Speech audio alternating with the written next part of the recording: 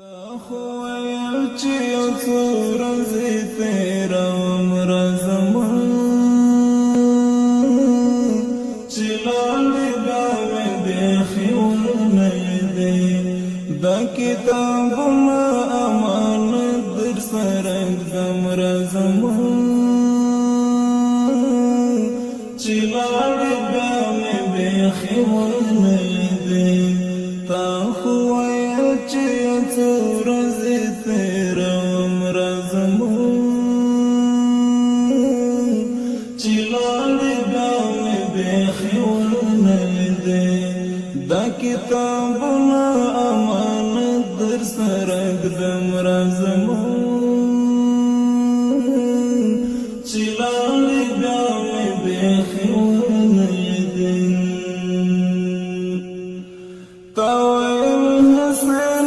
خفشیرانا پام کوم پلار او مور منا کړی خبر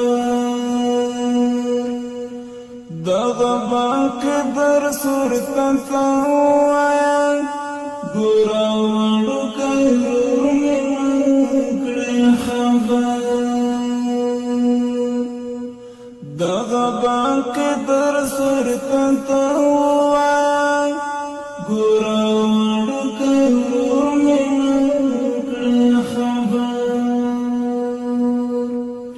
خیال سات دا بستر درت پریدم رزما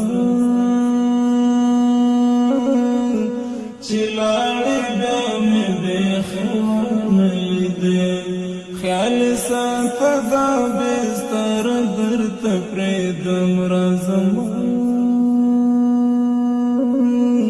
چې لاړې بیا مې بیخي ونه لیدې تا خو رزما چې لاړې بیا مې بیخي ونه لیدې دا کتابونه امانت در سره ږدم رزما چې لاړې بیا مې بیخي ونه لیدې ستا کتابونه مې ساتلې درته شهید یار ترازی او کما استاز دې هم کوي بار بار پوښتنه ای ګل نگار ترازی او کما استاز دې هم کوي بار بار پوښتنه ای ګل نگار ترازی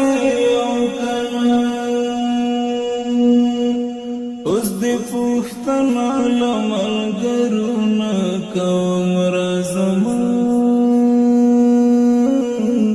چې لاړې دا مې بیخي ونه لیدې اوس دې پوښتنه له ملګرو نه کوم رزما چې لاړې بیا مې بیخي ونه لیدې تا خو ویل چې یو څو ورځې تېروم رزما چې لاړې بیا مې بیخي ونه لیدې دا کتابونه امانت در سره ږدم رزما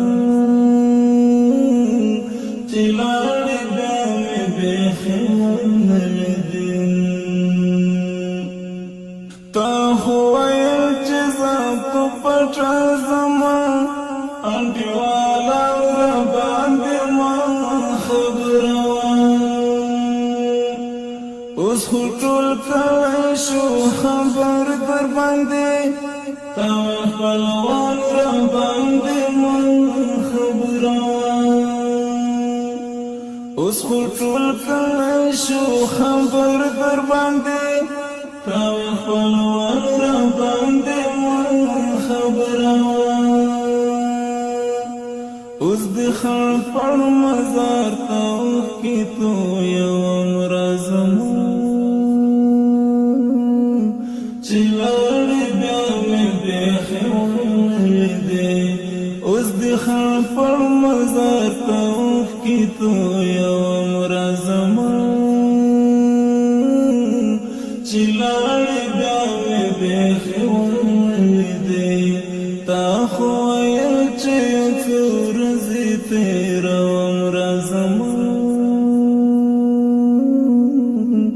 چلاړی بیا می بیخی ولیدی دا کتابنا امانت در سرک دم رزمان چلاړی بیا می بیخی ولیدی لکه چلاړی تر قیامت پورې د شهادت په خوف ویده شوی ګرانه لاره برګورم درک دې نشته چېرته دې ولاړم څنګه شوی ګرانه